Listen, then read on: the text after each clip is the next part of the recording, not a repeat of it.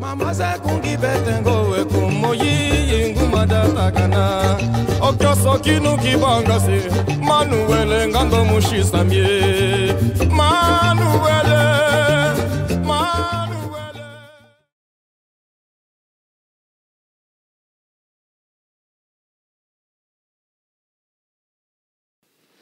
Hello, everyone, and welcome to the 18th episode of the Two Left Feet podcast. Today, I was joined by an amazing guest, the wonderful Miss Riquita Alta.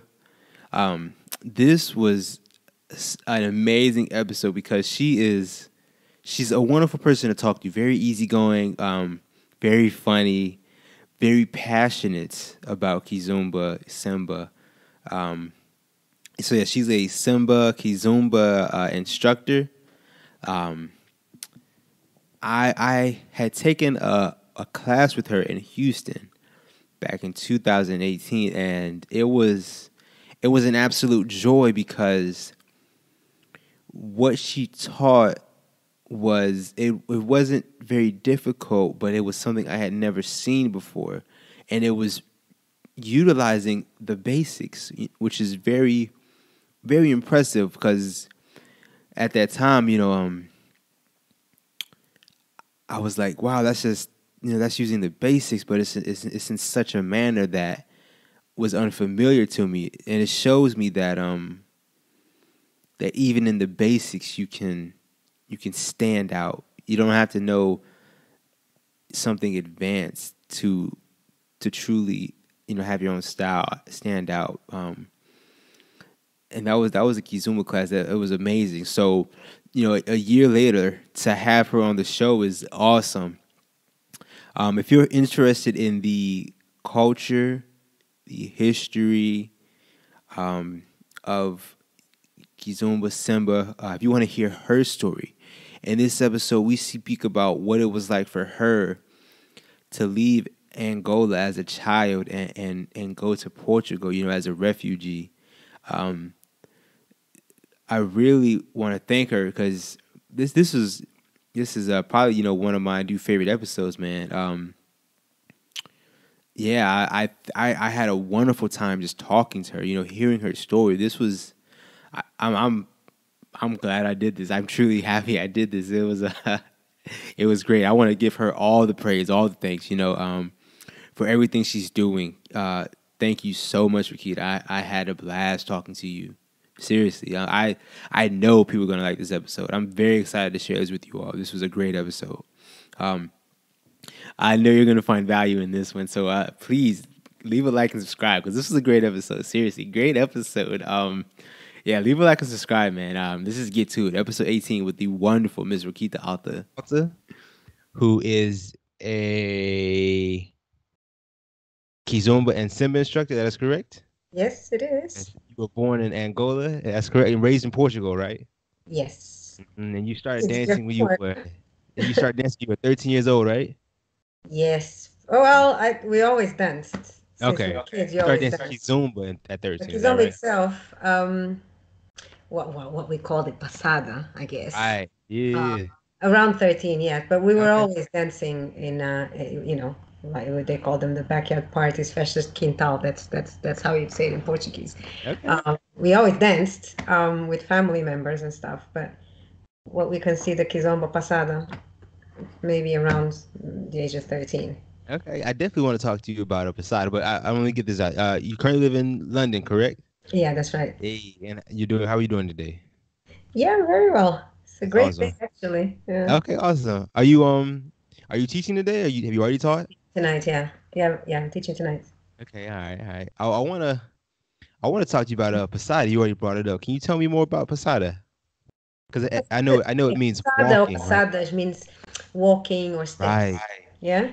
That's pretty much what it means. That's what we used to call the dance, really.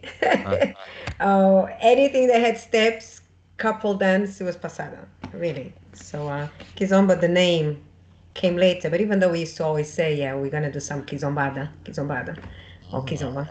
We still call it Kizomba, but mostly Passada. It just means steps or walking. That's all it means. Where did the name Kizomba come from? What for the dance? Yes, ma'am. I don't think anybody really knows because again, Kizomba or Kizombada means party. So we already had the name, but I think it was from my recollection. Everything that I will say here is going to be my experience because Right. it's going to have a different experience, and so everybody has different ideas of what is what. So what is correct or not. I don't think anything is incorrect. It's just everybody has different opinions or has different experiences. So from what I know, Kizomba as a dance, I think it started being called Kizomba when, when Eduardo Paim, and not just him, others like Luca Van Dunen, when they were fusing Zouk and Semba and Revita to become what they would call later Kizomba, because I think somebody even asked Eduardo Paim, what is this type of music? And he said Kizomba. And I think it's been from then on. I don't think there's an actual date. I think it's just happened naturally. So date-wise, I don't think anybody has it but Kizomba or Kizombada was already used. But it's just one of those things. We just dance. Yeah, okay, I understand that. Don't care about names. There's no such thing as names, I understand that. Can you tell me about Retro Zouk? Okay, Retro Zouk is, they say retro because it's old. Okay, so just the original Zouk then. I think that's why they called it retro. Retro means something that's older. So exactly, yeah. So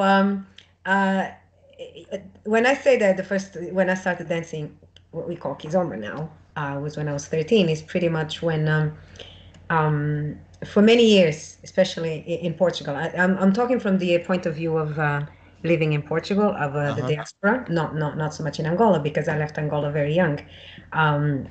And yet, we were always within our own communities, and we always danced. And we danced to not just Semba, not just to Repita, not just Kazukuta, but we danced to all types of music from all over Africa. And we danced either separate or as a couple. So it wasn't just a Semba or So, and like the main steps, the Passada, we were already dancing long before. But when the steps, when you start doing the saidas and stuff, that was like when I remember when I was 13, and this is the first time I heard Zouk music. Actually, it was my cousin.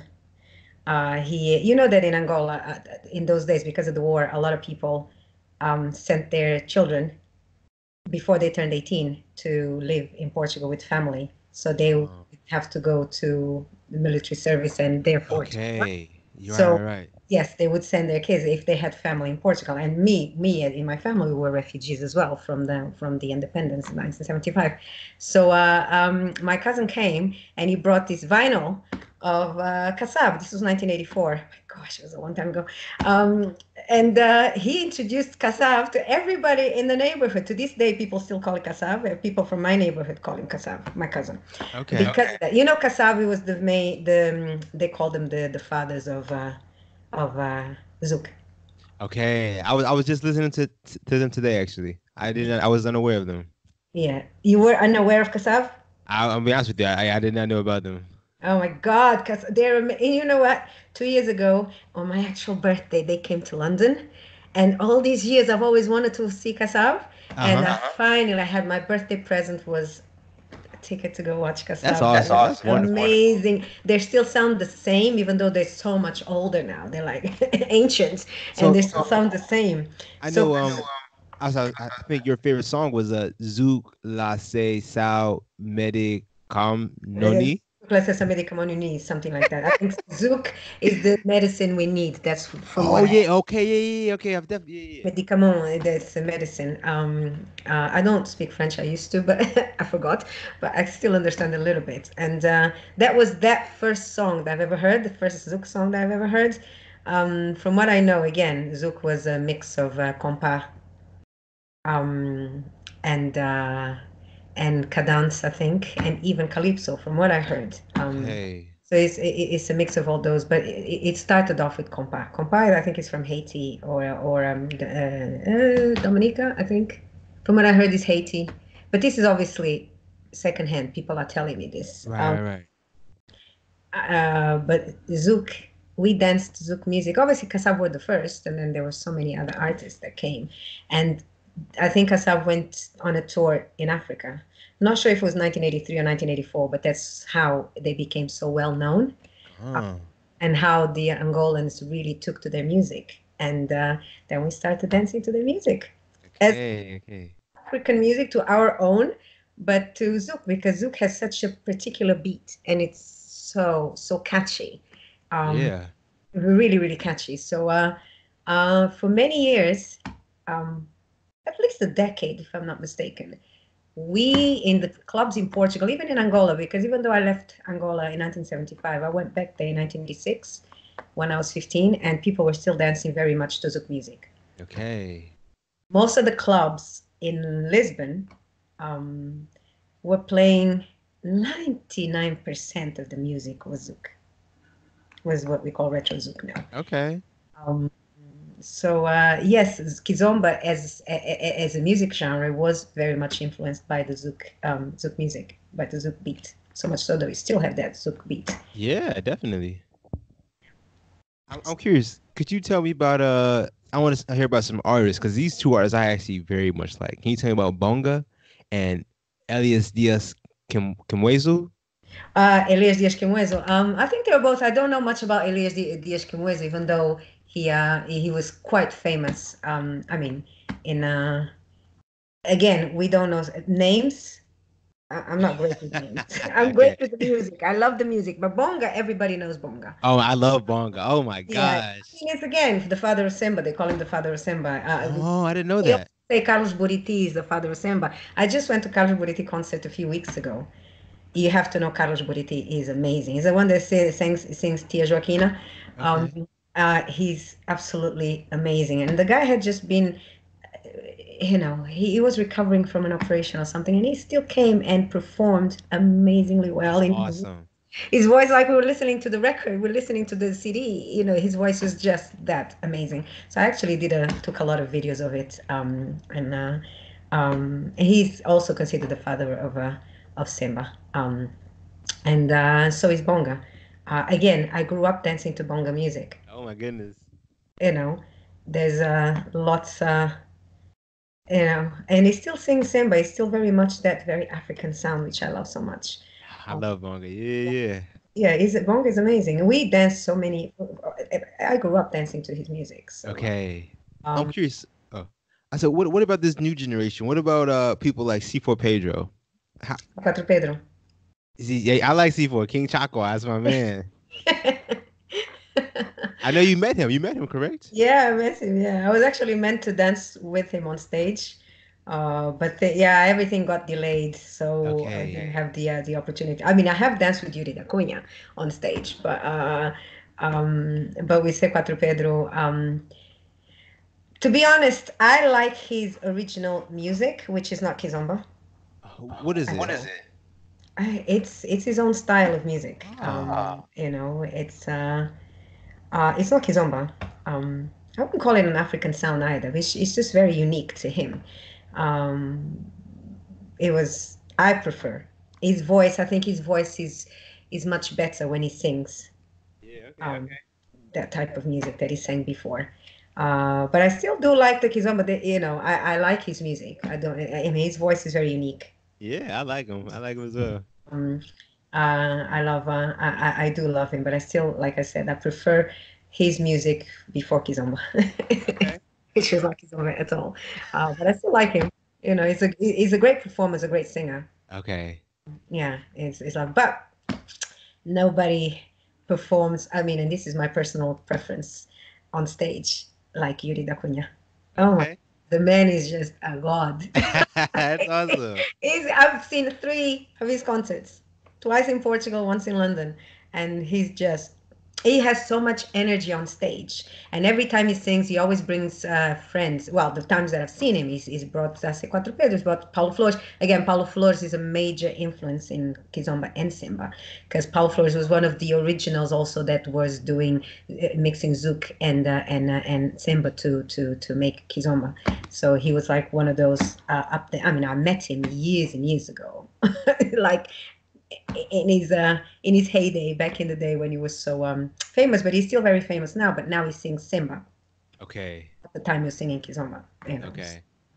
he sings Um, Semba. so, to my knowledge, Kizomba comes from Semba, and Semba is the music, as well as it's the genre of music, right?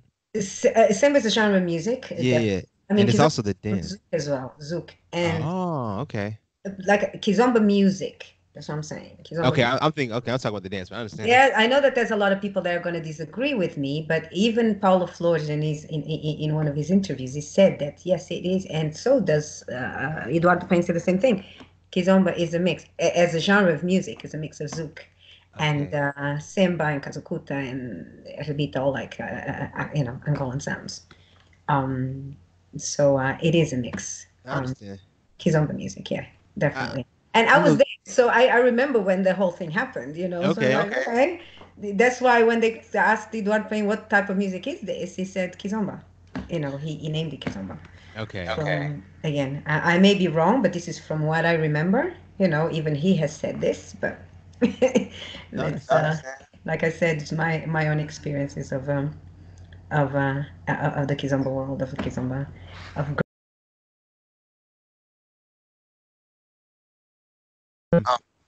To my knowledge, Simba has a lot of pain in it, the music, and that's because of the oppression back in Angola. Is that correct?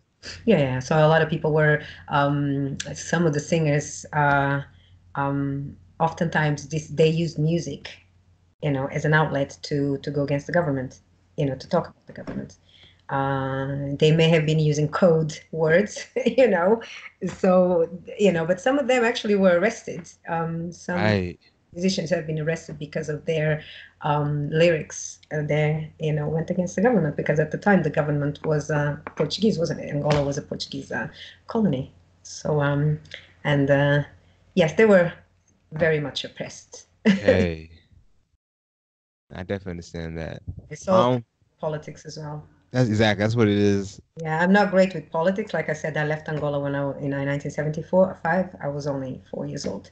Okay. Uh, But from what I know, that's what Simba, the right, lyric, right, right. No, I definitely not understand that. now. I don't think now is so much about, back then, that's what the lyrics came from. And even then, even today, the Simba music, oftentimes the lyrics has to do with the day-to-day lives of people. Okay. Some of them are actually very funny. Yeah. Okay. And they're really, really funny, but it's actually the reality, and some of them are, are quite hard to listen because it is the reality of life in Angola. Some people have very good lives and some people don't. Right. Majority don't because obviously, uh, it's a country that probably only the 1% of the country has wealth, and the rest is below poverty line. So Okay. don't Okay. quote me on this because this is again from what I heard because I haven't been Yeah. to many years. So this is what people tell me that live there or from where you see. Okay. I'm Yeah. curious. What was it like growing up in Is it you grew up in Lisbon or Portugal? Where'd you grow up at specifically? Where did I what? Sorry. Grow up at Lisbon or Portugal or? Well, in Portugal, I wasn't in Lisbon, but I was close Oh. to Lisbon. Okay, we were refugees. When you say refugees, when people, my dad was Portuguese. My mom's Angolan. Obviously, they called them the Portuguese that lived in Angola and went back to Portugal. They called them retornados. Retornados means returnees, like they're returning back to their countries. So we all went. My dad wanted to go. My mom never wanted to leave Angola. She didn't want to leave the family. Her Right. mom, her brother. She didn't. But my dad wanted to. That's all she knew. She grew up in that country. That's all she Right. knew. Right. Right. She was 40 at the time, and but my dad wanted to go. Obviously, I remember, like I to this day I still remember my mom picking me up during the night, waking me up and getting me dressed, and we could hear shots outside. And then we ran. We went to another city. We stayed there in the headquarters or something, and then from there we went on another bus back to Luanda because I'm from Benguela. I'm not from Luanda, so Benguela is south. So going to Luanda to the capital, and then from there taking a flight. I even remember to this day it was a TWA flight. It was an American flight to Lisbon. And when we got to Lisbon, obviously there are no places to go. They didn't have the infrastructure to place all of us in houses. There was no housing for us. So many of us stayed in. Actually, the majority they stayed in the airport. We were living. Literally. Okay, wow. Yeah, that's what happened. I was a kid. I was 4 years old. So to me, it didn't bother me. But I can understand how hard it was for the grown-ups, for the parents, how hard it was to there's no infrastructure. Where are we going to shower? There's nothing like that. We were literally living in the airport, sleeping, and they would just give us blankets. And obviously, it was September. So when we came, I think it was September. People had already been coming before then, and people came after. We were lucky because what would happen? People that were already there, they already had places to stay. They were daily coming to the airport to see if they could find family members. And one of our cousins found us, and then he took us to where we was living. It's actually it's a place called Troia. It's a peninsula. They had just built apartments for tourists. It's a beach area, tourist area. So pretty much I grew up, my playground was the beach and That's the sand. awesome. Yeah, it's actually not bad, but but when we went there, there wasn't no apartment for us. So we were actually sleeping in a garage, you call it. Okay. It's cold. We didn't have the clothing for it. So it was practically my mom just packed whatever we could and we ran. That's how it was. Eventually we were, but when then we were moved from places to places and we had to share literally one room, like for the whole family, one room for the whole family. How big was your family? Every family was like that. Oh, it was my dad, my mom, and it's four of us, four siblings. Yeah, 4 siblings. Okay. Yeah, so we had to share bathrooms with all these people. I think that's the reality of any refugee when you're running from a war-torn country. You have to make do with whatever is there. Yeah. So we were actually Troia was the only place that was the best in a sense that we were in a one-bedroom apartment, but it was an apartment. So yeah, whereas in the other places that we lived in, it was apartments, but we were sharing the apartments with other people, and we had one room per family. Okay, I understand. Yeah. So and that's eventually they moved us to a permanent accommodation, which is where my mom still lives now. Okay. Grew up. Mostly because we moved there when I was 12. So from the age of 12 to 18, I lived in that place, which my mom still lives there. And every time I go home to Portugal, that's where I go. Of course, you got to see your mother. That's my home. But at age of 18, I left. I came to London. I'm curious. Did your mom grow up dancing? I guess obviously. Yeah. Passada and everything. No, I mean, my mom grew up dancing all the what you call the ballroom dances, kind of like tango and rumba and also the old school. Because again, the Portuguese were there, so the dances were like what they brought. Right, exactly. I understand. Yeah. And in those days, a lot of the times, what I say, they didn't want, like even my grandmother didn't want my mom to engage in anything that was too African. Do you know what I mean? Because it was all about purifying the race. Oh my goodness. Yes, purifying the race. Because as a Black person, you probably didn't have, you definitely didn't have the same, how can you say it? As a Black person, you were nothing, practically. Hey, to the Portuguese? To the Portuguese, yes. So when they had children with the Black people, and so they became the mulattoes. We call them mulattoes. Right. Yeah. So therefore, knowing that your kid is going to be better off, if he's the paler he is, yeah, the better off he is. So much so that my mom had children with a white man, and my grandmother had children with a white man as well, because that's what they call purifying the race. I think it's just so their kids would have a better life. Yes. And to this day, the Black people in Angola don't really like the mixed race, the mulattoes, because they had more perks, can I say? Yeah. I'm curious. I don't want to get too far on your personal life, but what was the relationship like between your mother and your father? Do you still know your father? My dad's died. He's been dead for long. Okay. Yes, okay. But they were married. So okay. They were married for many years. Yeah. At some point they divorced in Portugal. Okay. And I still always saw him. Okay. So yes, but in those days, like divorce was like taboo. Right, right. Like you married for life. But have you seen the moment when we came to Portugal? My mom was like, no.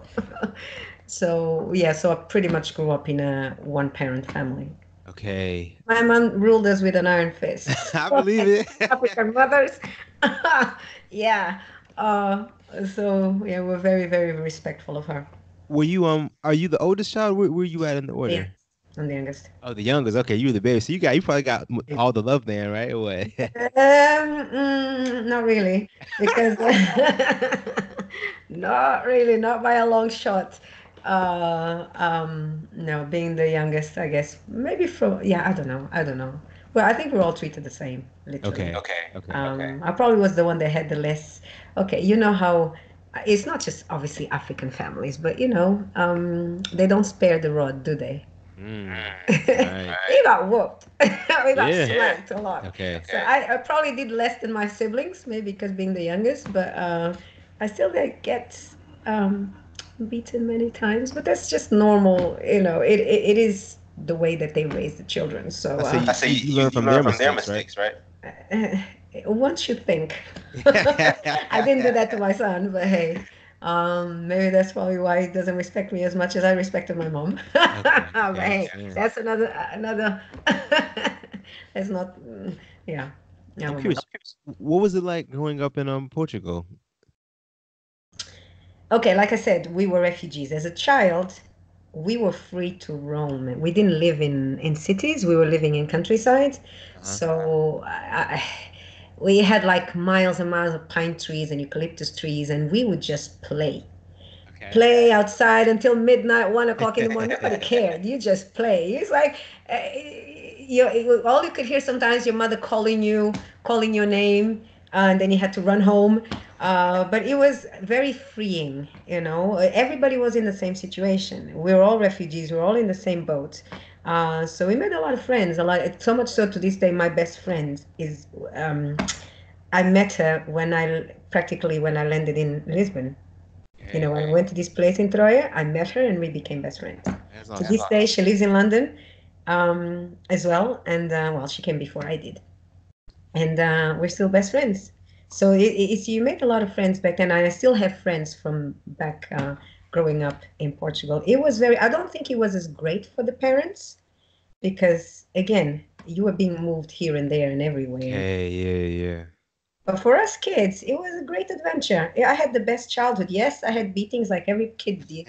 We didn't have much food. We had whatever was given to us, by the government, and but we didn't go without either. We didn't have much clothing. We didn't have much. We had very little, but we were all. It was a sense of camaraderie between everyone, not just the kids, the grown-ups as well. So, to me, it was great. I Okay. didn't own anything, but we had each other. And again, music Okay. part. It was always music. It was always dancing. We always had parties um, in each other's houses or in the refectory because we used to always eat in one place. So we'd always have parties all the time, and music was always a part of our upbringing. So Okay. no wonder, yeah, we danced with the parents, with siblings, with cousins, with neighbors. We danced with everyone. So that's how you actually learn to dance. Mm. You know, is by watching and Right. mimicking. Exactly. Yeah. Yeah. That's so different from. I'll just say, my childhood growing up in America. I definitely didn't grow up dancing. So I've been dancing Kizomba for maybe the past 4 to 5 years. It's something I've had to learn. I didn't grow up with it, so it's just interesting to see how you've grown up with it. It's amazing. It's it was there. What can I say? It was there, and we didn't know any better. So all we knew is that this is what brought us food. They like partying. Okay. So there was always food. There was always music. There was always dancing. Always. And so we're kids. We like running around, but dancing with the grown-ups, which that's what we did, and that's how we Mm. learned. You know. Okay, that's awesome. Yeah. So yeah. So I know you said you moved to London when you were 18. Is that Yeah. correct? Yeah. Yeah. What made you do that? Um, I don't know. I've always liked adventure. Okay. Even though I've stayed in this country all this time, which I think it's time for me now to spread my wings and fly somewhere else. No, it was adventure. My best friend came to London as well a year before me because she's a year older than me. So I kind of followed her. She always says that I followed her. And I did. She says, "Oh, I left to London to get away from you, and you came to London to follow me." And again, just a different life, different lifestyle. I just wanted something different, Not that I loved Portugal. I loved, especially the parties. My God, I've always been a party goer. Okay.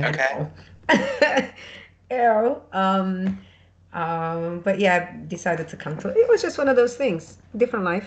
Okay. And I came. I was an au pair, and there was a small Angolan community, or Palop community, but mostly Angolans at the time when I came.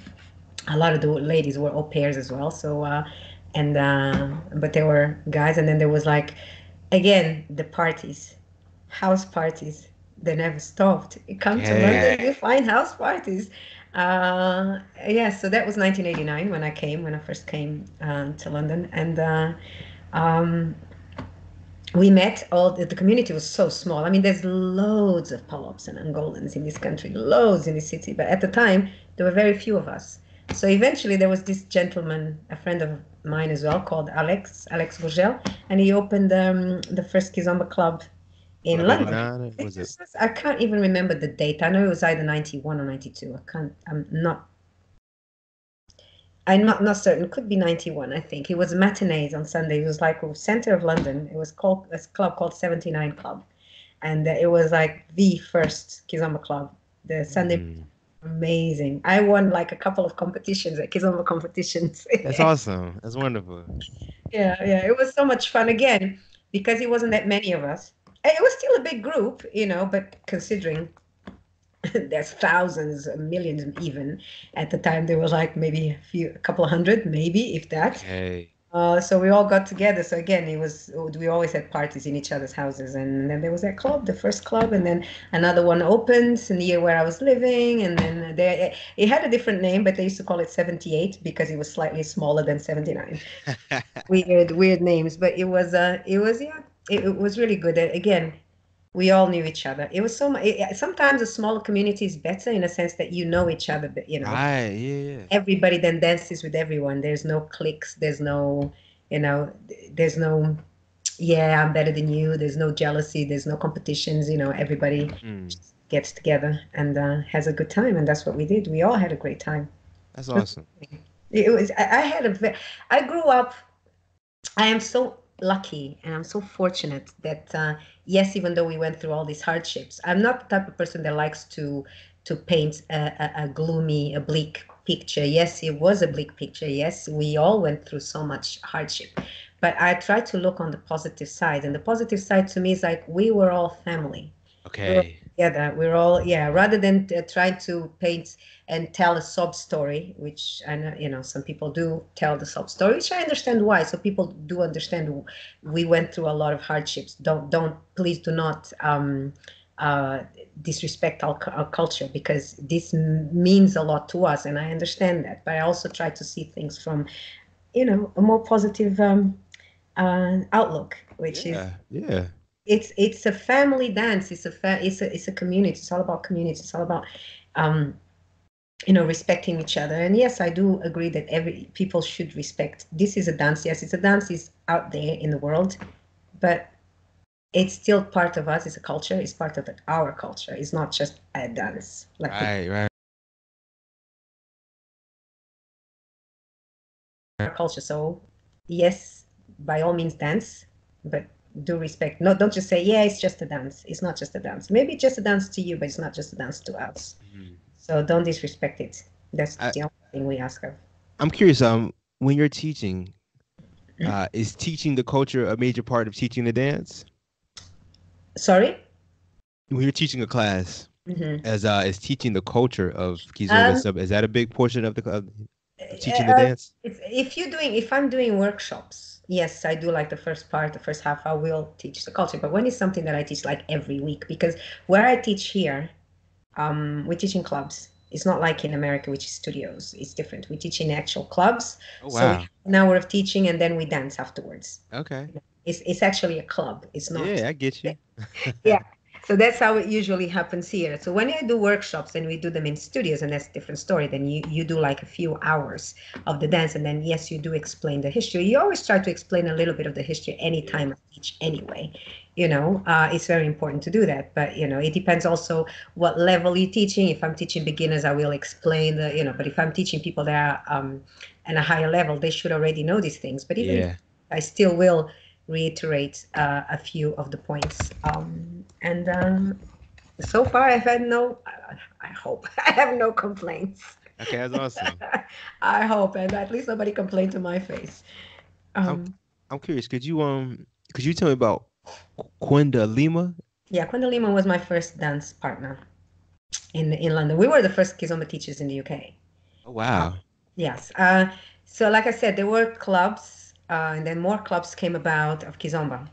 But then I took like a few years off. I got married, had a child. I didn't have the time to go dancing anymore. Right. And at some point I came back. When I came back, people were dancing the clubs. Yes, there were people dancing Kizomba, but then I saw people dancing lambada. They call it now Brazilian Zouk, but at the time it was lambada. I remember learning to dance lambada with the lambada music. Okay, yeah. It was not Zouk music. It Brazilian was Zouk is an offshoot of lambada, if I'm not mistaken. It's not the same thing. It comes from lambada, yes. Right, exactly. But lambada music was Brazilian music. I remember learning that. I remember dancing that. But obviously, I left the dance scene for a while. When I came back, I'm seeing all these people dancing to Zouk music. They dance in lambada to Zouk music. They used to actually call it lamba Zouk. Right.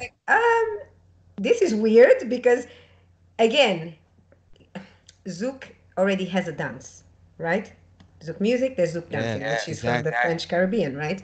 But we always danced Kizomba to Zouk music, or Passada to Zouk music, but we never actually said we were dancing Zouk. We knew we were dancing to Zouk music. Okay. But we're not dancing Zouk because Zouk already existed. We always knew that. So I found it weird. But yes, they were also dancing lambada to Kizomba music. And I was like, oh, this is so bizarre. I could never make myself dance lambada to Kizomba music. It was so bizarre because I used to dance lambada to lambada music. Okay. So obviously it changed. With anything, it changes. The dance changed. Then at some point, they started calling it Zouk, which is like, no. No, I don't agree with them calling it Zouk because it's not Zouk. Zouk already exists. I think they call it Brazilian Zouk, right? Yes, but they take the Brazilian out. They just call it Zouk. Okay. Zouk festival or Zouk this, Zouk that. Anyway, so there was this girl. Actually, I'm going to see her in China now because she's moved to China, and her name is Nadia Yamin, and I thought she was a salsa. Started dancing Kizomba with her, so I taught her to dance Kizomba, and she loved it. She absolutely loved it, and other people used to see her dancing, and they used to say, "What is this?" Because obviously they're dancing lambada to Zouk music or to Kizomba music, but they didn't know what it was. I said, "Well, this is Kizomba. This is what we Angolans dance to this type of music," and a lot of them were asking, "Why don't you teach?" But at the time, I wasn't confident enough to teach on my own. And also, when you're going to showcase a new dance for them, it wasn't a new dance for me. I think you need a couple, a man and a woman, to showcase it properly. So I don't until I find somebody that can be my dance partner. And then one day, I think it was 2004, Kwenda Lima moved to London. I saw him dancing. He saw me dancing in a club. I was like, oh, we can dance. And apparently he was already teaching in Lisbon. So I didn't even know that people were teaching Kizomba. Oh, wow. I think they had just started as well. I had this idea to teach for years, but, I was like, I don't know. I wasn't confident. It was one thing. I was already teaching people one-on-one, but not like big groups because I was shy, really, really shy. Public speaking. I was okay with, one-on-one, but public speaking, I was shy. And then when I met Kwenda, and then I asked him, okay, I asked him if he wanted to teach with me, and he said, yeah, sure. So we wanted, obviously we had the lambada people, but we wanted a bigger audience. So none of us was known in the salsa world, and salsa, but nobody knew who I was. Nobody knew who he was, but everybody knew who Irish the Brito was. So Irish did a demo with him on in this big stage. It was a weekender, a big weekender. So she did a demo with him, so people would know what Kizomba is, because she's Angolan as well, but she used to dance salsa, but and then like me on the background, there's no Facebook at this point, so I'm getting email addresses. Would you like to learn this dance? So I was working in the background, and then she actually set up a workshop for the three of us, and then I had other friends, and my friend Nadia, who also set up classes, regular classes every week. So that's how we kind of started teaching to a bigger, it's not just, but I started from there, and obviously then other people got involved. Obviously, there was Marie Doyan, which she created Kizomba UK, and then there was Irish, who was in Kizomba UK as well, and other people, Miguel Monteiro, they all started teaching as well, and it became bigger, and some of my students eventually became teachers themselves. Right. Some of them are still teachers, and it kind of snowballed from there. But it was a long, hard, arduous. Of course. Journey, because people were just not. What is this? What is this dance? People weren't used to it, so it took them a long time to be convinced of this dance. But eventually I started hearing that in Poland they were teaching, and then all of a sudden everywhere else, but Portugal and the UK were the first ones that started teaching Kizomba to body, not just one-on-one. Although I had no idea that it was being taught in Portugal. I had no idea. It was just I wanted to teach. The reason I wanted to teach is because for around mid-90s, the music, like Cape Verdeans also started doing the same thing with the fusing Zouk, with the coladeira, with their own sounds, and all the other Palop countries did the same thing with their own traditional music. And so the music kind of was, for many years, because Angola was still at war, so for many years the Cape Verdeans had the monopoly of the music of Kizomba. So they kind of started slowing down the music. The beat started to be used to be quite fast, and so was Semba is fast. So they started slowing down the beat, and all of a sudden it's tarraxinha. Okay. 90s kind of thing. They started dancing tarraxinha, and I was like, okay, I like dancing a good tarraxinha. I don't mind. Hey, when the rhythm is there, when the person, it's a great connection. I love dancing tarraxinha. But at the time, I was used to my passadas. I was used to all these moves and stuff, because Kizomba, a lot of people say that Kizomba back in the day was very, very plain, very boring. That's not the case. Whenever I dance with people and they do old school moves, people say, oh my God, this is amazing. They say, yeah, we did a lot of moves back then. It's like today, people still do a lot of moves, but they do more. I always say they're upgraded. Okay. They're more upgraded, but they're still the same moves.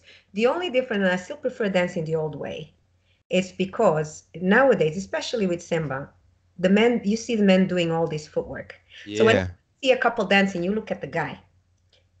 It doesn't mean that you don't look at the woman, but you look at the guy. What women are doing, because we're supposed to be the beat keepers, they call it. Exactly. You keep the tempo. You have to keep the beat, because they're doing so much footwork in different beats that that they need to come back to the main beat, and by doing that, it's up to us, the ladies, to keep that beat. So what ladies do, we walk. Don't get me wrong, I love dancing Semba, I love dancing Kizomba. I don't mind the walking, I don't mind. But the way we danced in the old school day, back in the days, that whatever footwork the men did, he made the woman do as well. Oh. So it wasn't just he's doing footwork and we're walking. No, he's doing footwork, but we are doing it as well. Okay. It was really a symbiotic relationship back then. We were literally mirrors, reflections of the men in every sense. So much, all the movements would come from the waist down. Right. The frame usually stayed intact. Whatever you did, doesn't matter if you moved this way, twisted, we always stayed here. We never moved from this position. Do you know what I mean? Stay there, but everything was from the waist down. All the saidas, all the passadas were from the waist down. Yes, occasionally there would be an open frame, but it wasn't so much. The frame was here.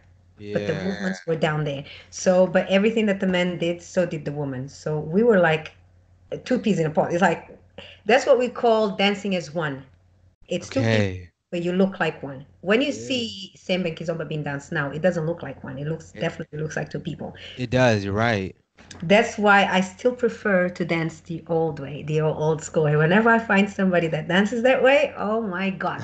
Now, there are people who nowadays still who are from my days, from back in, and they mix the old and the new. So much so that even in my classes, I still bring old school moves and I mix them with the new because, we don't live then, we live now. So we Exactly. kind of need to make sure that you get a little bit of everything, and there are people that I love dancing with, which some people have that difficulty following, which I find that a lot of ladies nowadays, no matter how good they are, yes, they're not used to the old school moves. Therefore, they're used to walking. So whenever they dance with somebody that does old school moves, they can't do it. They make mistakes because they're not used to doing footwork. They're used Right. to walking, and I've seen this quite a bit. But it's just a question of getting used to that. That's why I teach. I try to teach old school moves so women are able to follow anyone, you know, Okay. any Yeah. style. Um, but there's people like Tokosh is a brilliant dancer. He's one of my favorite dancers, but he won't dance. He won't go all the way, if you know what I mean, in dancing with most women because he knows he brings a lot of the old school. Oh. Yes, he mixes with new, but he brings a lot of the old, and not everybody can follow him. And he does a lot of footwork, and he makes me do the footwork. I absolutely love dancing with him, but I know that not many women can. But then there's people like Dajmara. You know Dajmara dos Santos? He also brings the old school and new school. But Dajmara is just a joy to dance with, and because he's so smooth, everybody loves dancing with him. And then there's people like Paulo Isidoro dos Reis. Again, he brings a little bit of the old and new. I do like the mix of bringing the old and the new because then you get a little bit of both worlds. But there are and there are people that I know here in the UK.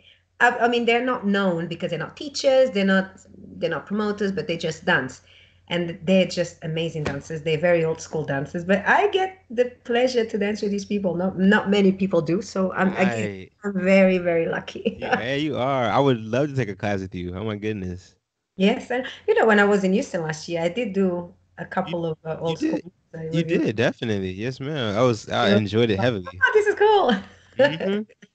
I'm curious. Could you tell me about, is it Jenga? Jenga? Jinga. Jenga. Jinga is okay. A friend of mine the other day was asking me in one word, um, uh, what would you consider Jinga to be?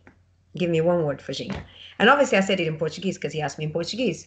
And I said naturalidade. Naturalidade means natural. So it's like natural body movement. That's what Jinga is.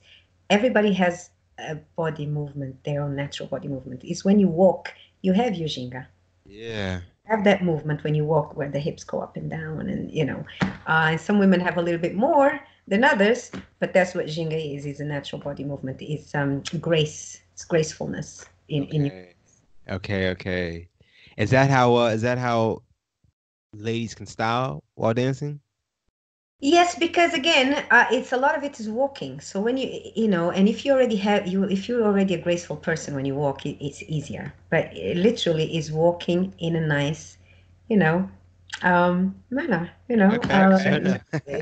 Swaying, swishing, going, that's what Jinga is natural body movement. But a Okay. lot of women overdo it. Oh. Again, if you are dancing with a man, you are dancing with somebody that's leading you. You're not dancing on your own. If you're dancing on your own, yes, you free, especially when the guy opens the frame. When the man opens the frame, you're not in front of him. You're not in frame. Therefore, you have a little bit more freedom to move. But when you are in frame, and I see the guys, they also have their jinga, but the women are overdoing it. And as far as I'm concerned with Kizomba, you're supposed to look like one. That's how I grew up. So that means that if the guy's doing one thing and you are overdoing your moves, you're actually dancing against the men, not dancing with the men, not dancing with the flow, but against the flow. So I think it's very important to you're supposed to, as a woman, not as a woman, because some men follow as well, but as a follower, you're supposed to Exactly. match the men's the leaders movements. So yes, you can have a little bit more of Jing, a little bit more of a sway, because as a lady, we kind of have. Right. Although I see guys that have more Jinga than women do. They're like moving there, and all the movement comes like from the waist, So yeah, see, but just match the guy, but don't overdo it, because when you overdo it, it just doesn't look natural anymore. It still has to be natural. Jinga is a natural body movement, still needs to feel natural, not not overdone. If you overdo it, then it doesn't look good to me. At least It's to not me. natural at that point. So no, it's not natural anymore, because you're making it. You are forcing something that should come naturally. So that's the only drawback, I think. And sorry. That's how I understand what you're saying. Yeah. So it's very important. Jenga is natural body movement. Is grace. It's yeah, it's fun. It's having fun, but it's you. It's you. It's not forcing or trying to be someone else. Do you know what I mean? I definitely do. Could you tell me about Tanya and Dansha? Yes, Tanya Mendonça is she's my dear friend, and we do work together many times. It's actually funny that we teach in a very similar manner, the way that we teach, even though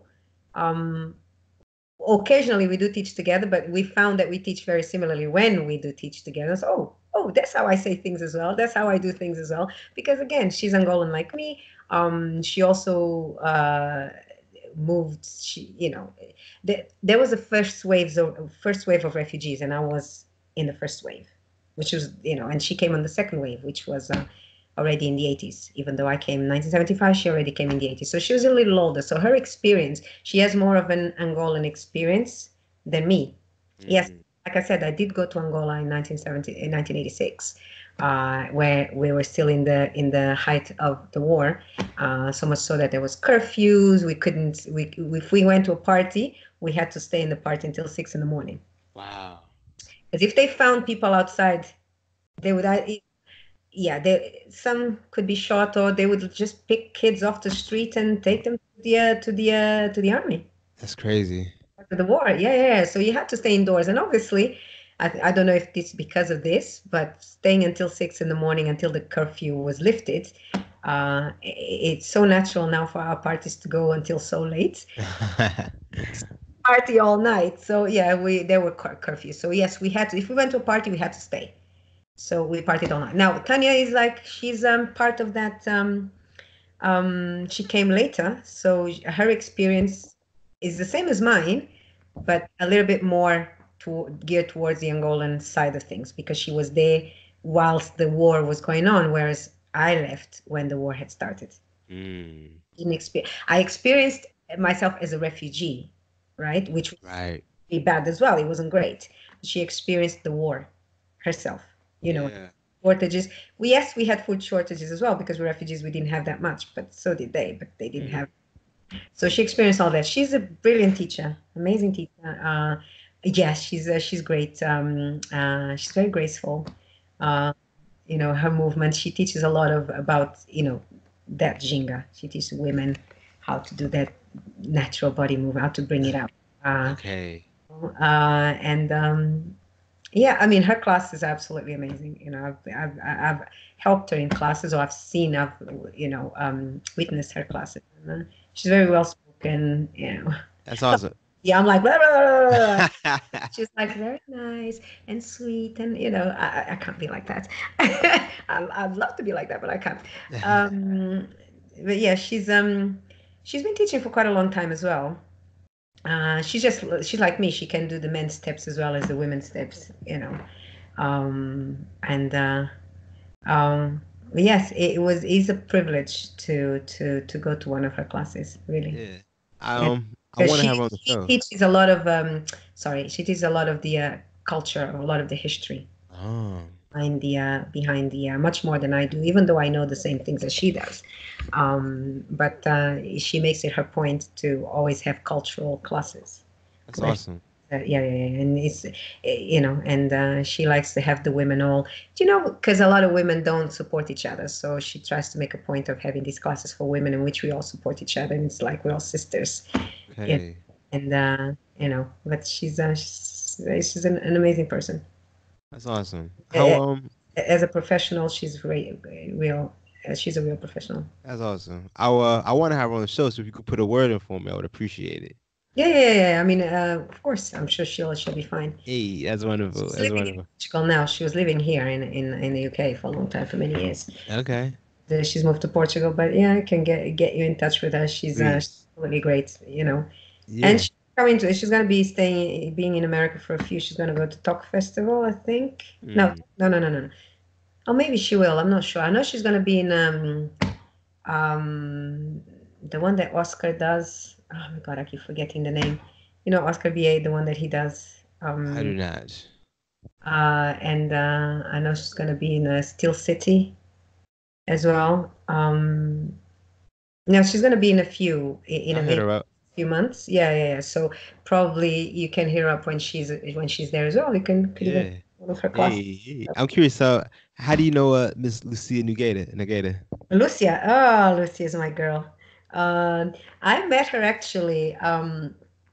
Eddie Vance was doing like a competition. I think it was Semba competition. I was going to be one of the judges. And Lucia, she came to this competition. She wasn't going to compete, but I think there was a guy there that just says, well, why don't we compete? So they decided to compete, and she was very fresh at that time. She was just learning. She was just learning how to dance. It was a few years back, and I loved her from the beginning. She has this poise and this ease, and she's friendly and happy all the time, and I loved her. I danced with her. I was leading her, and she was amazing, and she was, I've only just started learning. I was, oh my God, you can dance this well.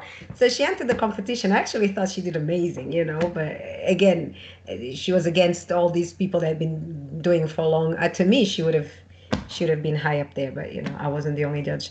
That's how I met her, and and then she's very ambitious, and she obviously started teaching as well. Obviously, I don't know at the time if she knew how to lead, but she learned how to lead, and she can teach with a partner, or she can teach on her own, which I find as a teacher, if you're going to teach, even if you have a partner, it's good to know both sides. Of course. Because you never know. You might have to at some point teach on your own. Like I was teaching with Kwenda we were together for a year teaching, but then after that, I was just, I'm too bossy.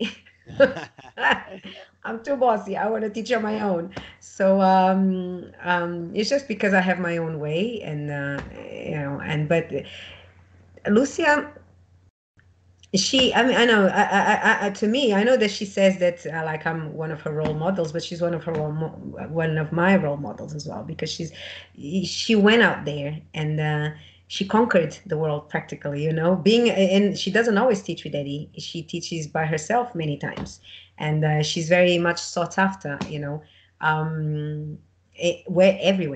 in the world, and she's just such a natural, gifted teacher. That's awesome. I know, she's really, people just love her everywhere she goes. Again, she has this charm, and she's always smiling. She's always laughing, she's always smiling, and I love that. I love some people that are happy. It means that whatever you're doing, you love what you're doing. You're not just doing it for either fame or fortune. Well, nobody's going to be rich doing this, but she does it because she loves it. You can see how much she loves this, and I love dancing with her. I mean, I have a video with her. Yeah, I've seen it. Definitely wonderful. Yeah. We were both leading each other, and it's. I have videos with Tanya as well. We're both leading each other, and so it just flows. It flows so well because she's a brilliant dancer. She can lead so well. She can follow so well, and to me, she's up there. She's one of the top. That's awesome. Talking to her, I had her on my episode previously. Yes. And what stood out the most, was obviously she has passion for it, but I guess her teaching style. I could just tell from talking to her that she truly wants to teach it and make sure that you learn it. That's what really stood out. Oh yeah, but that's how it should be. And Right, I've exactly. taught with her. I've actually taught with her, been in a class with her where I assist her, where she's assisted me and I've assisted her. And usually in festivals, if I'm teaching and she's teaching, or with Tanya as well, it's not because it's not my class that I'm not going to assist. Because some people say, yeah, it's not my class. Yeah, I will go and assist. And the same thing, she'll do the same in my class. She's going to help me and I'll help her. That's what we do. Even though it's not my class, even though it's not her class, we help each other out. And when you want people to actually learn, you make sure that you spend as much time with each student.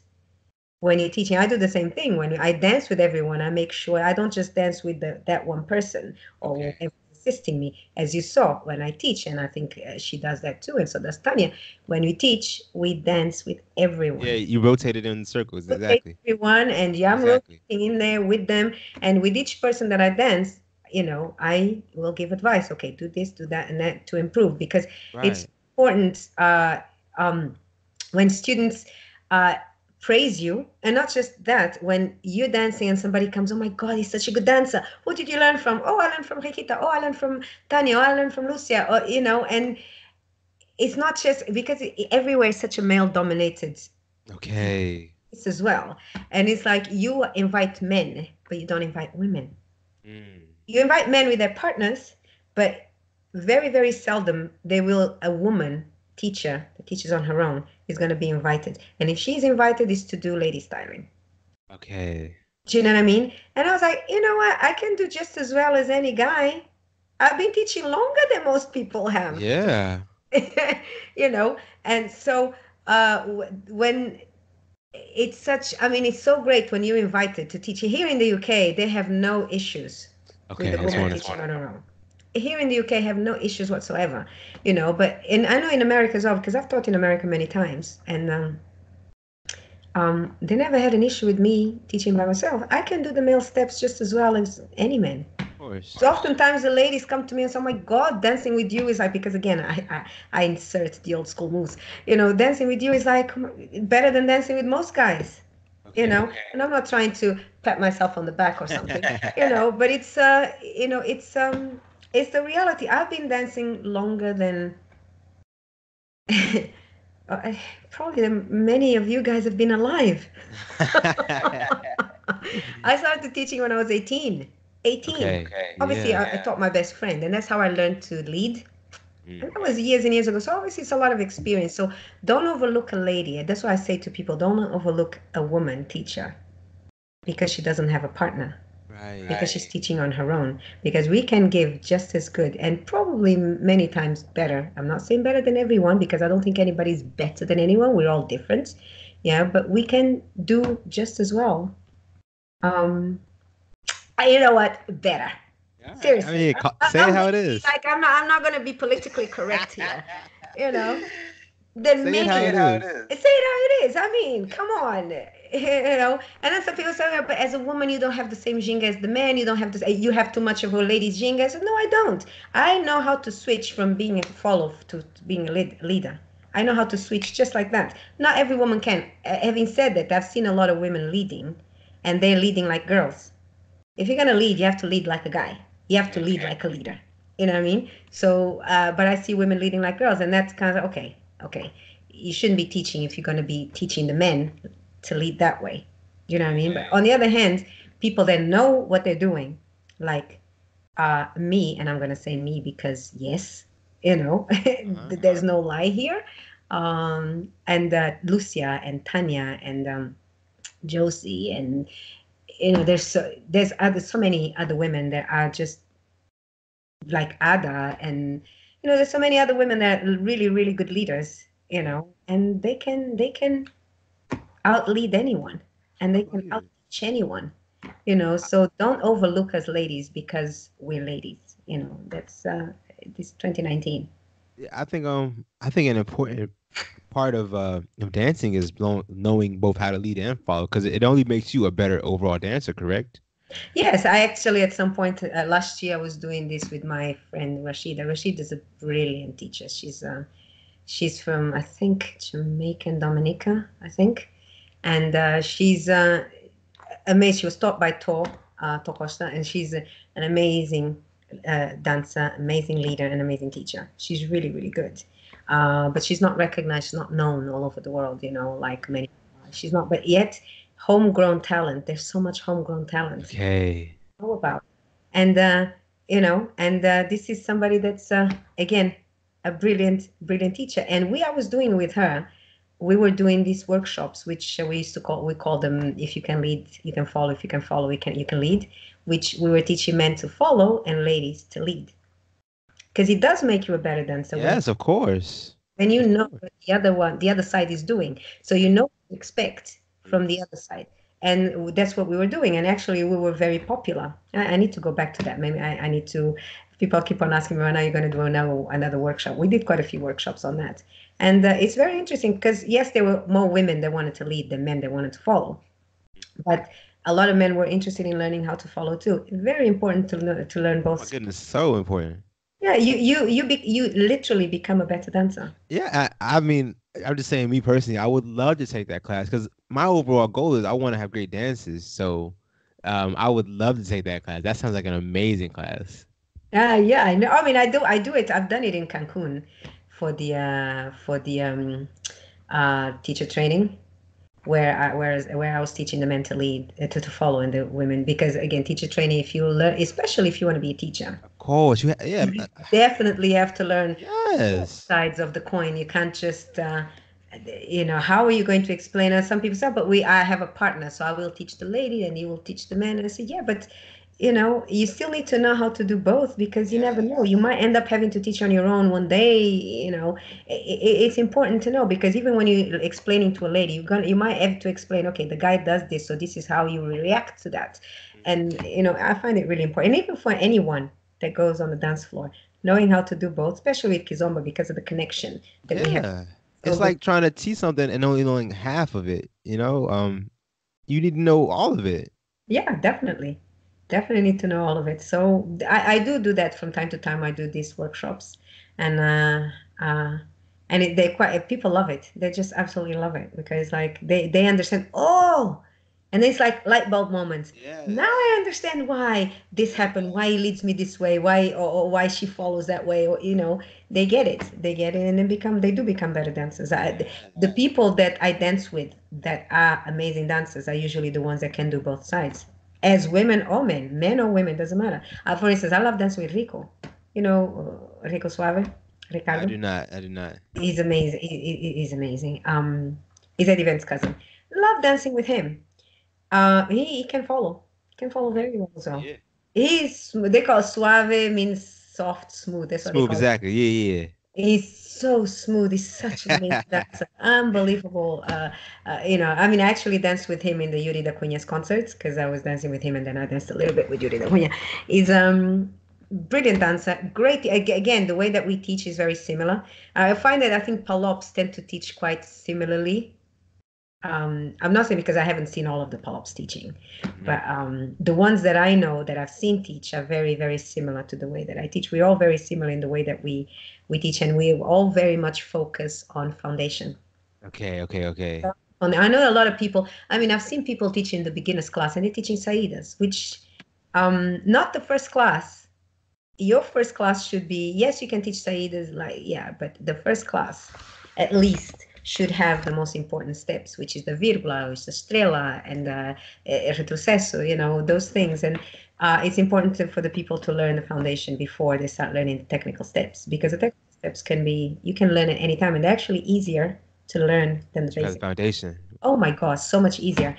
People that come to my class, because mostly I teach any level, but here in the UK, people ask me to teach intermediate, because they for some reason, they think, because the experience that I have, that there are not many people that can teach intermediate, so they'll ask me to teach intermediate. So I have people come to my class for the first time. They've been learning with other people, and oftentimes they don't know the foundation. They can do the steps whenever I do, and it doesn't matter what level I teach, I will always put the foundation with it, because when you're learning a step, you actually need to know when to apply them. Mm-hmm. Within the foundation. When are you going to do this? So I always do foundation every time, every level, every class I do.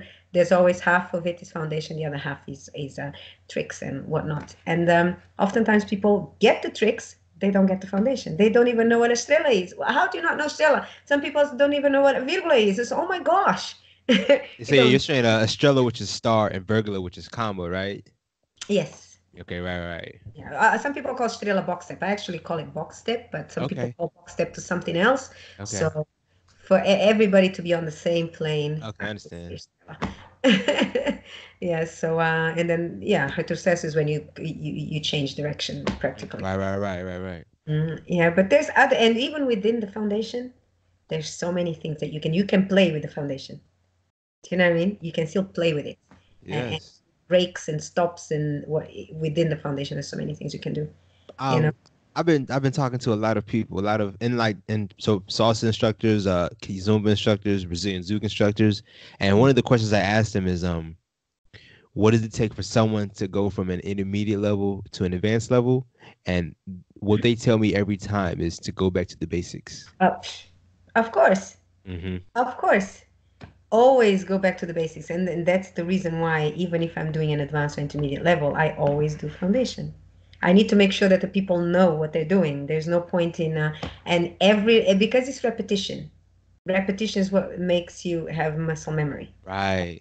Repetition. So whatever class I do, because I know that people say, oh, well, they already know the foundation. If they're doing intermediate, I'm just going to do steps. And I said, no, it's still repetition. People still need to. And no matter if you don't do it enough times, what's going to happen? The people are just going to then be in the intermediate level. They forget about the foundation. They're only going to do what?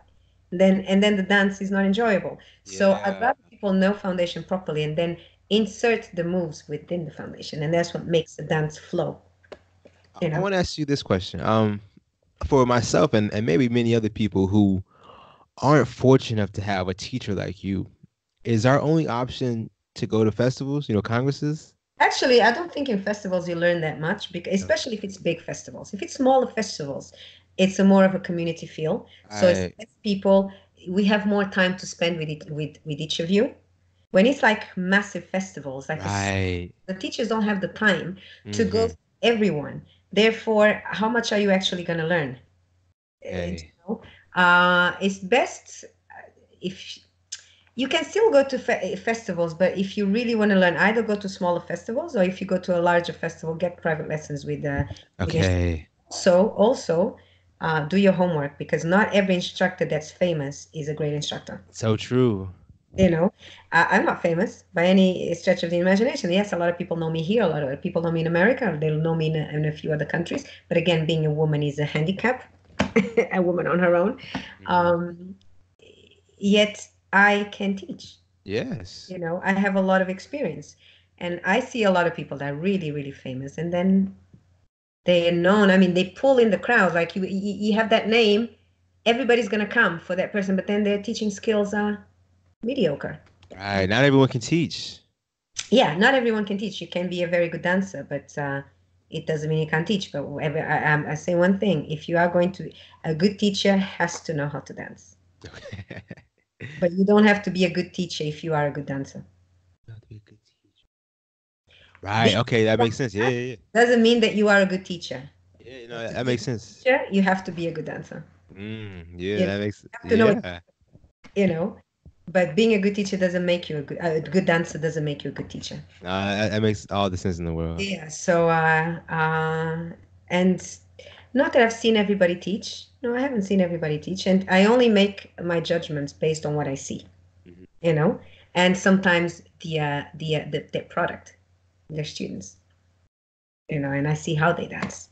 But nowadays, students are not just a product of one teacher. They're a product of many. Exactly. Right. I always tell my students anyway, don't just come to me, because what's going to happen, they're going to be clones of me. And I don't want anyone to dance like me. I think we all should be individuals. I think we all should be unique. So I said, go to as many teachers as you can. Obviously, I will give my opinion of who they should go to dance with, to learn with. And then I said, develop your own style. Develop your own way of dancing and be you. Don't be someone else. And I do see, I can tell straight away when I see students, the way that they dance, this was your teacher. That was your teacher. Hey, you can tell. Yeah, because there's always a main one. There's always the main teacher that, and I know that I have friends that said to me, I met somebody that I knew straight away you were the teacher.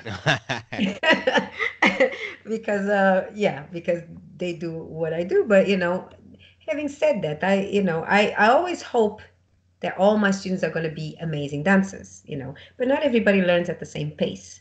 Some people learn very slow. Some people learn very fast. Some people come to my classes a few times, but then they go to other people's classes, and then they might not necessarily be great dancers. And I was like, oh, okay. To call, and I don't want people to say I'm their teacher when I'm not their main teacher. Mm-hmm. I need to be their main teacher for them to be called to say I am your teacher. Okay, right. If you're gonna come to my class 2-3 times once in a while, you just came to my class, but I'm a teacher. Do you know what I mean? I would love to live in London. I would come to your class all the time if I could. Oh my goodness. Huh? I said if I lived in London, I would come to your classes all the time. Yeah, thank you. I know. I'm going to Houston again, remember? In July. Okay, well, I'm gonna be there. I have to be there, definitely. Yeah, of course you need to be there. It was fun, wasn't it? Yes, of course. Yeah. I want to ask you this.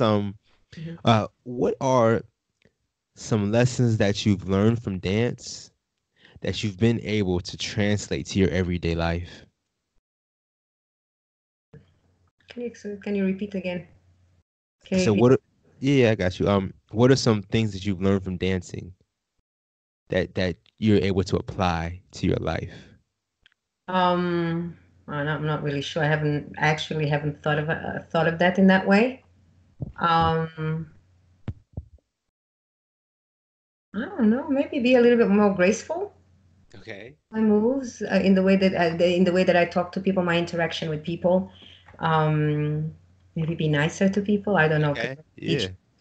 You have to be politically correct when you're teaching. You have to be nice to everyone, and sometimes you're not always. I think it's being more tolerant. Okay. Because again, as a teacher, we have to be tolerant. So I've become a little bit more tolerant and just see everybody as equal. Not that I did before, but but that helped. That also helps. Yeah. I think I'm just trying to, because I've never really thought about what has me dancing got to do with me in my day-to-day life. But I think there's a few things there.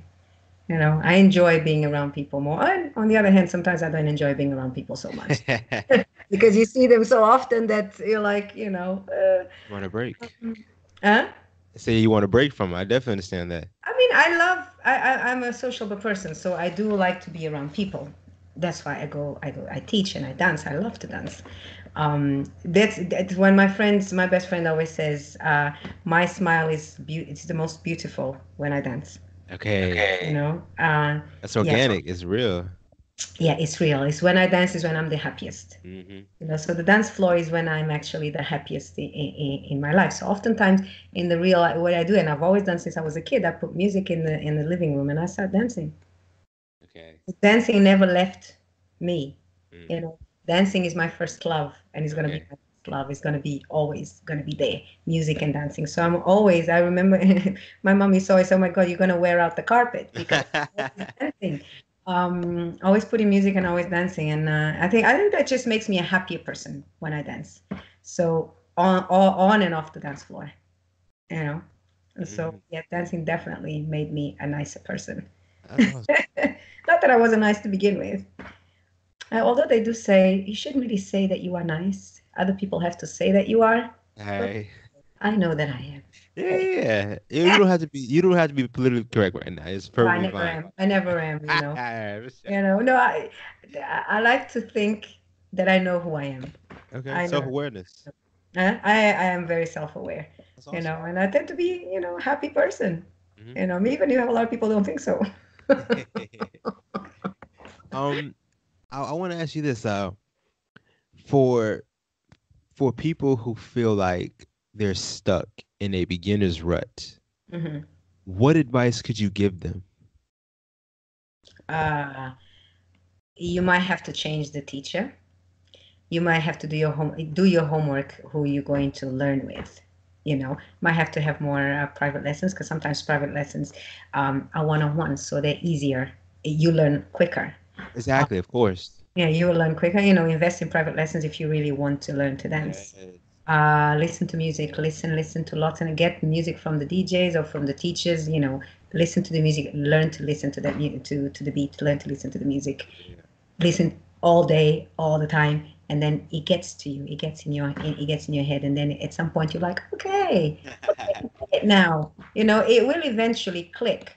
But if you are stuck in a rut, there has to be obviously a reason that you are stuck in a rut. So it could be like I said, you need private lessons, that you're not good with the group lessons. Could be that your teacher is not the right one for you. Doesn't mean that the teacher is a bad teacher. It may not be the right teacher for you. So change until you find the one that fits you the best. Okay. If you really want to learn, you'll do everything in your power to learn. Okay, right. So true. So But true. definitely investing in classes, especially private lessons. That's oftentimes that's when it clicks. Okay. I'm curious. I don't know if you mind saying this. How much do you charge for privates? If that's private, then you have to tell me. I'd rather tell the people. Okay, yeah, no worries. Forget I even said that. No worries. Let's move on to the next I one. can tell you, but not, everybody charges differently. So I Exactly. Okay. try not to charge too much. I know people that charge through the roof, and I'm thinking, you're not a surgeon, you're not a doctor, private doctors will charge that much. Do you know what I mean? This is a dance. Yes, you had to perfect your craft, and it took years and it took time. And yes, I know let's not diminish what dancing is, but you're not saving lives. Oh, maybe sometimes you are. You never know. Maybe sometimes you are saving a life. So I want people to learn. If I'm going to charge through the roof, the people might not want to invest in lessons. Right, And then right. do you know what I mean? And I want them to learn. I really want them to learn. So I don't care so much about the price. Okay. I think more about, yes, I'm not a philanthropist, so I still want to get paid. Yeah. Yeah, I'm not I'm not here to do charity, but I do really want people to learn. So I will charge a fair price. No, I think that speaks to you as a teacher. You want to teach this. You want to Yeah. give out that knowledge, which is amazing. Yeah. So and on the other hand, if you don't charge that much, you're gonna get more students as well. You've got to be clever here. Yeah, so true. So true. I'm curious. I'm gonna ask you this same question I said before. What does it take for an intermediate to get to that advanced level? I don't even think there is an advanced level, to be honest. Okay. Once you know how to do the foundation and you know it well, you're advanced already. Okay. You don't need 101, 1,001 tricks to be a good dancer. You need to feel the music, to know how to feel, and when you dance with somebody, as a follow, for instance, I feel the music by the way the partner will lead me. That's how I feel. I feel the music through him. Yes. If as a lead you're able to follow that music and have musicality is so important. If you know how to dance to the music, especially because music is king.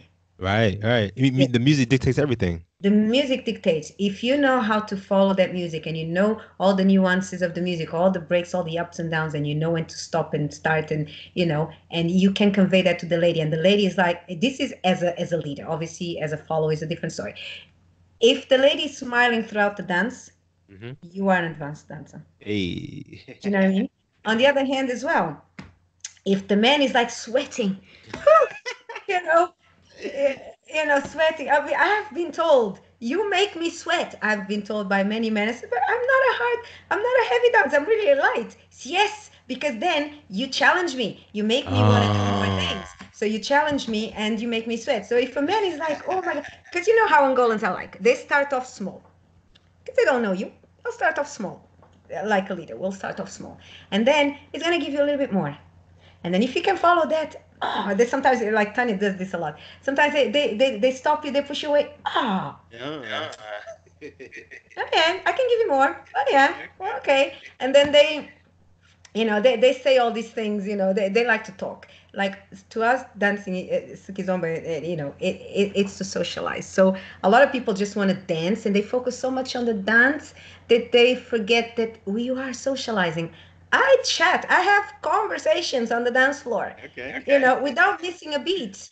I do. I'm not saying it's the whole time, but it's so much fun. Then I laugh. It makes me. It's so much better. So if a man is dancing with the lady and he's like giving her more and giving her more, and she's following everything, and he's like, you're an advanced student. You're an advanced dancer because you're able to follow everything I do. Okay. You're able to give me to give me back, to give me the feedback that I want.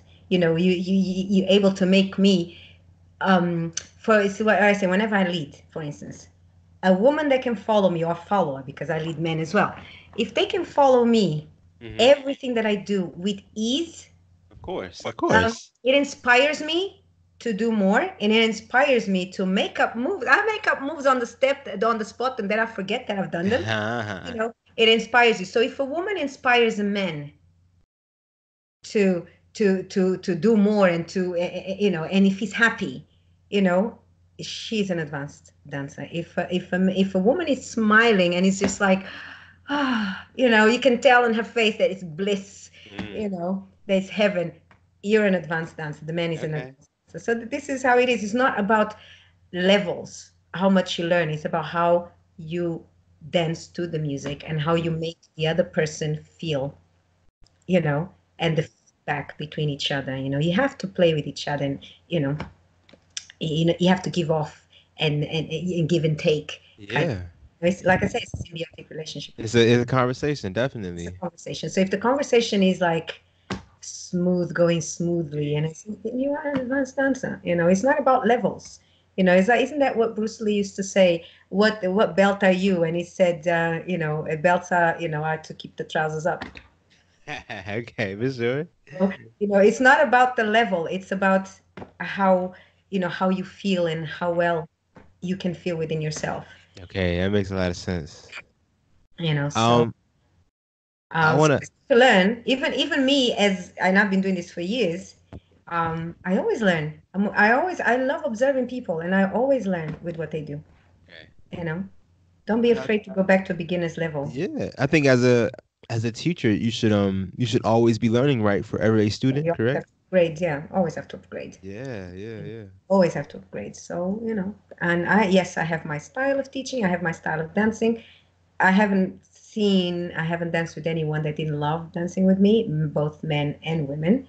I'm not being conceited. I really am not. Say it how it is. Go ahead. No, for anyone that might be listening to this, might say, "Oh my God, she's so conceited." No, I'm not. It's just because I love to dance. So you're a master at your craft. Yeah. And I've not danced with anyone that didn't enjoy dancing with me, men or women. They all enjoy, because I love it so much, and I translate that into what I do. It comes from within. It comes from here. And if it comes from the heart, and if you really enjoy it, even if you're not very experienced on the dance floor, but if you have that energy, and that's why I say to a lot of women that complain that they're not, there's a lot of women, we're not getting dances, and you know what, it's the way that you feel. If you feel happy, and if you may not be dancing with anyone, but go on the dance floor, dance on your own, dance with each other. That's what we do. That's how we grew up dancing. We dance with the ladies, we dance with each other. Sometimes we don't even want the guys. Go away. It's just us. The other day I was, if you are gloomy, if you're just there and upset because nobody asked you to dance, then nobody's going to ask you to dance. Right. You give it that energy. Feel on the inside. Even if you don't get a dance with the guy, to me, it's about the music. The other day, I was this place that I teach, and the music was really getting into me. I actually didn't want to dance with any guy. I wanted to dance by myself. The music was so good, and it was and then I was doing my thing. I was like, yeah, enjoying the dance, closing my eyes. And a man that sees that is more likely to go and ask you to dance. Yeah, it's more inviting. It's more inviting, even though I didn't want to be invited to that. I was like, leave me be. I'm here. I'm enjoying myself. I'm enjoying my moment here. But still, don't just be happy that um, you are in an environment, you are able to go to these places, you are able to listen to this wonderful music, and you are able to dance, even if you dance on your own. I love dancing on my own. I don't have to dance with a guy the whole time, you know. And same with men. I mean, not every man will dance, and I do understand there's ageism and there's a yeah, sexism. There's a lot of different issues. There's weight issues, and a lot of men or a lot of women won't dance with certain people because of weight or because of age or because, do you know what I mean? And that's not how I grew up. I grew up dancing with anyone. No matter how old you are, you dance with anyone. Right. And to be honest, everybody goes out to dance and everybody goes out to have fun. Nobody's obliged to dance with anyone. You will only dance with whoever you want to dance with. But this is how I see it. You go out to dance, enjoy. Sometimes a person that you think you wouldn't give anything for might be your best dance of the night. Right. Do you know what I mean? So dance with everyone. Unless a person is being inappropriate with you, just go out there and enjoy. Don't just. I don't know. This is how I see it. I love to dance so much, and I grew up in an environment where everybody dances with everyone. We all it doesn't matter who you are. We all dance. Children with adults, we all dance. Okay. So to us, that's what it means. Mm. So I find it really weird that people will only dance with certain people. But again, nobody is obliged to dance At the same time. At the same time. But it's just me giving advice, do please, if you go out dancing, make sure that it's community spirit. That's a great outlook. I love it. So it's a community spirit. It's a partner dance, even if it's not. Just you see that lady on the corner, she hasn't had a dance for the whole night. Just go and ask her to dance. Right. Hey, make her night. Exactly. Yeah. The same with the women, because there are men that women won't want to dance with because, again, they might be older, they might be, overweight, or they might be whatnot. Go and ask them to dance. I mean, I'm from a generation where men ask women to dance. There's nothing wrong with women asking men to dance. Rarely I will ask a man to dance. Very, very rare. I will, maybe if it's a friend of mine, a close friend of mine, say, let's go. And I grab him. I don't even ask, let's go. But, most of the time I won't ask a man to dance because that's not how I grew up. I grew up where, with chivalry, where, men will still open doors and ask the lady to dance. And I have no issues. I mean, I guess because it's, but you're a teacher, everybody knows you. Yes, but I do go to places where nobody knows who I am. Okay. Still get dances. It's your outlook. It's how you portray yourself. Yes. I went to a party the other day. I knew very few people there. It was a pull-up party. A lot of people know me on the Kizomba scene, but not on the pull-up scene. Okay. I mean, I used to know everyone, but now I don't because I don't really go to pull-up parties. But I went to one and literally I didn't stop dancing. Hey. Nobody knew me. Very few people knew who I was. But I did not stop dancing because what? There's always a smile. Hey. And I'm dancing and I'm having fun. It's all about having fun. Yes. Sorry, I talk a lot. No, it's fine. I appreciate it. I'm curious. What is one tip that you could give to someone to make them a better dancer immediately? Immediately. You're asking too much, dude. One tip to make a person a better dancer immediately. It's always going to come back down to music. Okay. It's about listening and learning to listen to the music, but nothing is immediate. You're not going to be good at anything overnight. Okay.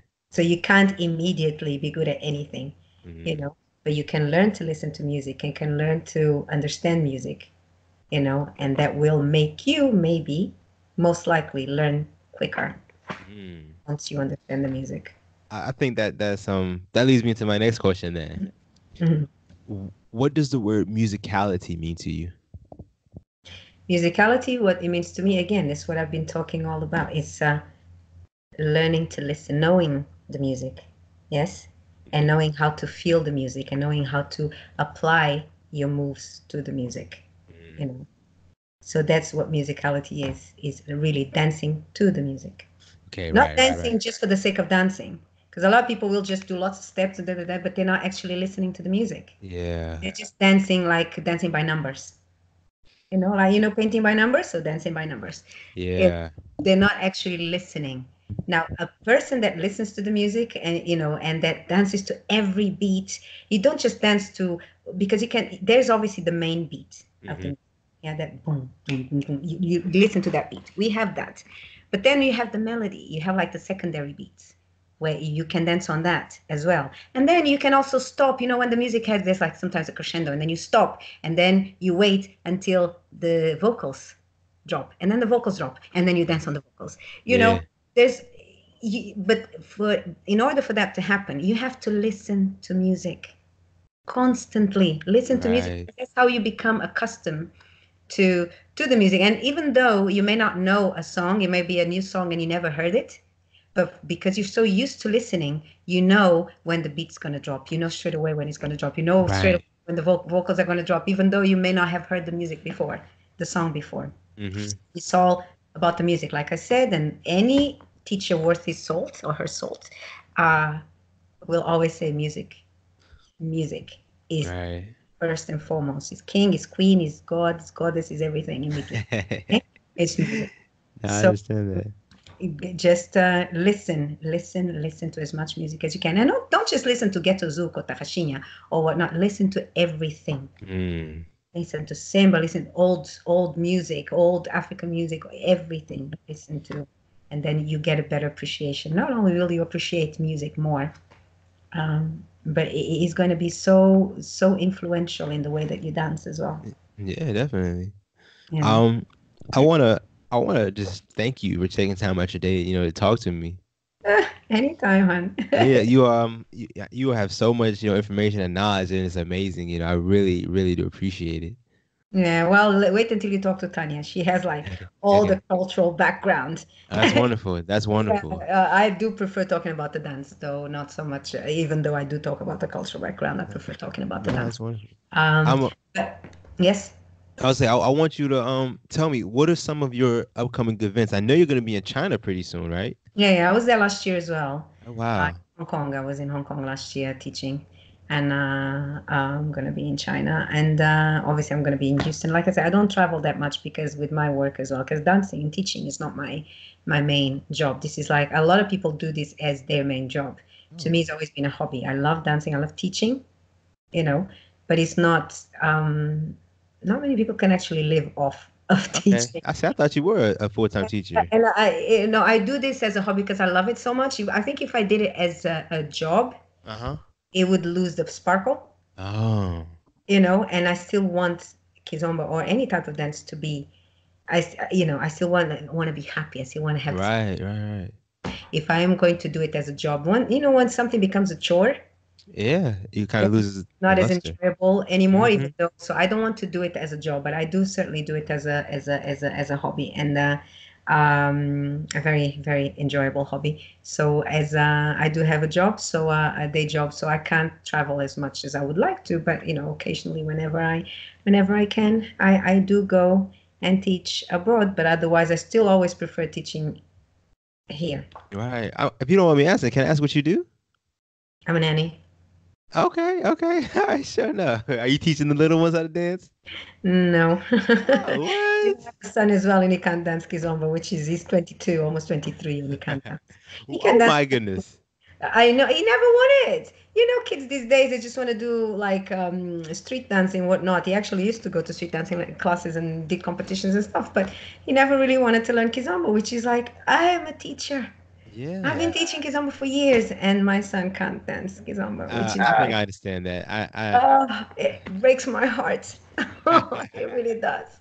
It really does. Another thing that I was saying about music, when I say that people dance by numbers because they're not really listening to the music, palops in general will only dance to songs that they like. Right. Okay, okay. only ever dance. So if as a woman you go and ask a Palop to dance and he says no to you, you should speak. Most of the time it's because he doesn't like the music. He doesn't like the song. You know, the same with me. I will say yes to everyone, no, because of what I do. Because as a teacher, you kind of have to dance with everyone. But if I don't like a song, and sometimes certain songs just, you know, like you know, I will say to a student or something, I'm sorry, I really don't like this song because I feel I need to enjoy it. Of course. When I dance, I need to enjoy the music because it's all about the music. So if I don't like the song, I'm not gonna dance just because somebody asked me to dance. I need to enjoy the music. So you don't have to dance with just everyone. You can say to the person, you don't have to be rude, just say to the person, I don't really like this song, but we can dance the next one. You know, like that. So yeah. I would say I in my experience, it's very difficult to dance to a song you don't like. Yeah, but a lot of people do. It's possible, but it's not as enjoyable. Like you say, it's not as enjoyable. Yeah, because maybe you're a musical person. A lot of people aren't musical. A lot of people don't understand musicality. A lot of people just go to dance and go to learn because they enjoy dancing. Just enjoy dancing. But there's the difference between dancing and being a good dancer and enjoy and really being in the you know, it's a different. Anyone can dance. Right, so true. Not everybody's a good dancer. I say I think there's no better feeling when you know, the DJ puts like your favorite song on. Oh my gosh. But then again, and I'm gonna be mean here. When the DJ puts you a favorite song and you want to dance with a particular person because you know that song you know, and then somebody comes and asks you to dance and you know the person is rubbish. And it's like heartbreak. He's gonna spoil that song for you. Yeah, so sometimes I do say, yes, I don't dance this song, and this is me being mean. It's not being mean. It's just I don't want certain songs. I don't want it to be spoiled. So I say I'd rather dance this song on my own. But we can dance the next one. I never make a person feel bad because you know. But rarely will I say no to anyone. Rarely. I will sometimes dance just okay. Yeah, because but certain songs I sometimes prefer just dancing on my own. Literally. Yeah. They speak to me, and you know, yes, and being on my own sometimes is better. I feel better. I feel, you know, it goes in a little better, you know. But I will always dance with you. I will dance with anyone. Hey, I may not dance one song, but I will dance the next one or something. You know? I'm not going to be mean and not dance, you know, unless you're inappropriate. Just don't be inappropriate with me, and I'll dance with you. That's anyone. No. You'd be surprised. Tell the people how they can get in contact with you. Well, my name is Riquita Alta. On Facebook is Riquita Alta. On Instagram, I mean, you can type Riquita Alta, it's going to come to there as well, but I have bailunda.angolana. Bailunda is a tribeswoman from my hometown in Angola. Okay. You know, and I have friends that always call me Bailunda, so I was like, you know what, I'm just going to put that name. If you search Riquita Alta, you'll find me on Instagram as well. Those are the only two social media that I use, but most of the time I will post all the events that I go to, that I teach. I always post them. So if you want to get in touch with me, Messenger or Instagram, and or you know, just check my Facebook and see where I am. Okay. And come and check out my classes. Hey. Yeah, you won't be sorry. Of course. You never know. Not everybody will enjoy between a teacher and not everybody fits everyone. One size doesn't fit. That makes a lot of sense. So yeah, I don't want to take up too much more of your time. I'm pretty sure there's loads of more stuff that I should be saying, but the wonderful thing is though, I would love to have you on again. If you know, whenever your schedule is free, you know, let's do this sometime in the future again, because you are an amazing guest. You're easy to talk to, which makes it so much awesome. You know, it makes it amazing. Too much. That's what. No, I mean, no, not at all. This is I called you to talk to you, so there's no talking. No. I know that. I sometimes start one topic and then I go into another topic, but I do that with my friends as well. We start one topic and all of a sudden mid-topic we're starting another one and we forget about what we're saying before. And this is me. This is my life. This is how I am. Even when I'm teaching, but when I'm teaching, I'm a little bit more focused. But still. But people who don't live in London, you know, myself, they want to hear what you have to say. I'm sorry? I said people who don't live in London, like myself, we want to hear what you have to say, so it's much appreciated. Oh, anytime, Yeah. anytime. Do come back to Houston because Hey. we can have a little bit more, a few more lessons and more dancing. Yeah. So I want to say, thank you again, and enjoy the rest of your day, Miss Riquita Alta. Riquita Alta. Alta means tall, right? I did, yeah, it does in Spanish. Tall in Portuguese as well. Okay, all right. You're the Yeah. opposite of that, though. You were Tall very. woman. It was a tall man would be alto. But and people when they don't know me and when they meet me, but you're not tall. I say, but that's my name. That's actually my name. It's not like a stage name. A lot of people think it's a stage name, especially Portuguese speaking people. And then they see me as like, but you're short. Because I'm like half pint. You are. Literally. I'm like Yeah. You're a fun size, as they would say. I'm 5 foot nothing, really. So yeah, no, Alta is my real name. Riquita is a nickname, but Alta is my real name. Oh, okay. Don't ask me for my real name because I'm I will not. not. I will not. Don't worry about it. Thank you so much for having me, Of darling. course. Thank you so much. I really appreciate it. Yeah, anytime. All right. So enjoy the rest of your day. I'm gonna say goodbye. Take care, everyone. Hey. Keep on dancing. Hey. Bye bye. Bye, honey.